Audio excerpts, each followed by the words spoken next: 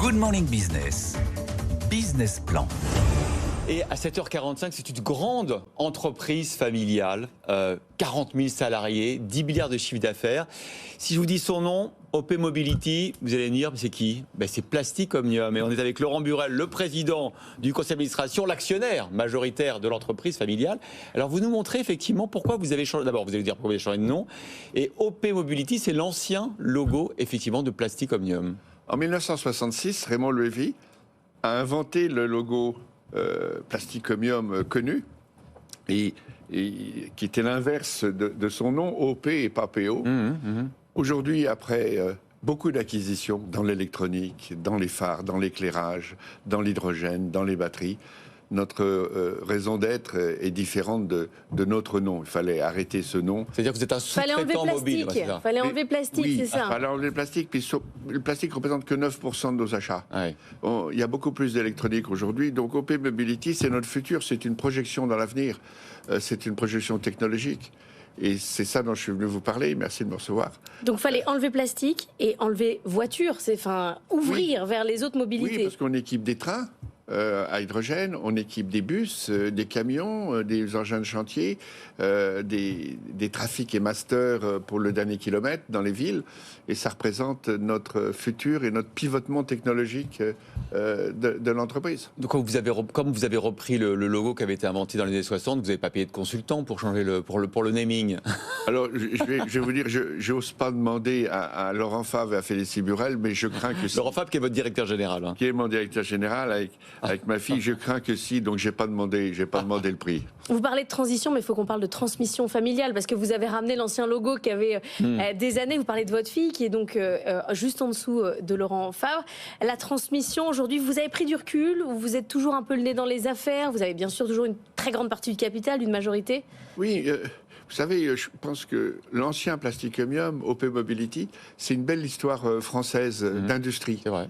C'est possible. Si on fait de l'investissement, beaucoup d'innovation, de réinvestissement, d'internationalisation.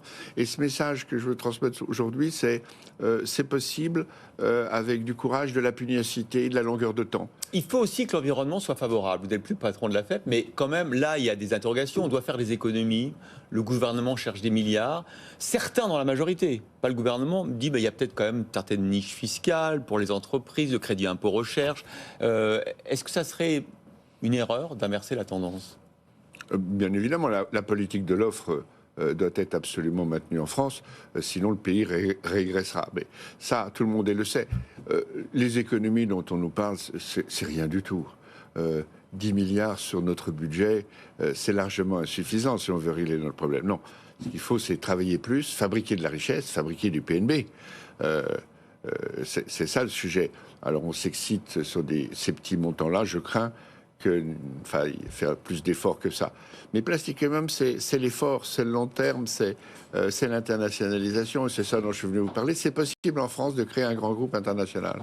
Vous y croyez toujours à la France et à l'Europe? Parce que la dernière fois qu'on a reçu Laurent Favre, il nous disait, moi je suis où sont mes clients? Et mes clients, ils ne sont pas forcément en Europe. Je les suis partout où ils sont, donc je ne sais pas si ma priorité, elle est ici. Il est certain que la production automobile française est de 1,5% de la production mondiale. Ouais. Et nous avons, nous en France, 5% de notre chiffre d'affaires. 95% de notre chiffre d'affaires de OP Mobility est à l'étranger, à l'international, là où sont nos clients. Comment vous voyez la transition vers l'électrique? On a vu le revirement, le ralentissement de la part des constructeurs qui sont vos clients. Oui. Est-ce que ça vous pose des problèmes pour savoir où est-ce que vous devez investir si vos clients commencent à reculer? Vous savez, Carlos Tavares, il y a 2 ans, l'a théorisé dans un article très bien.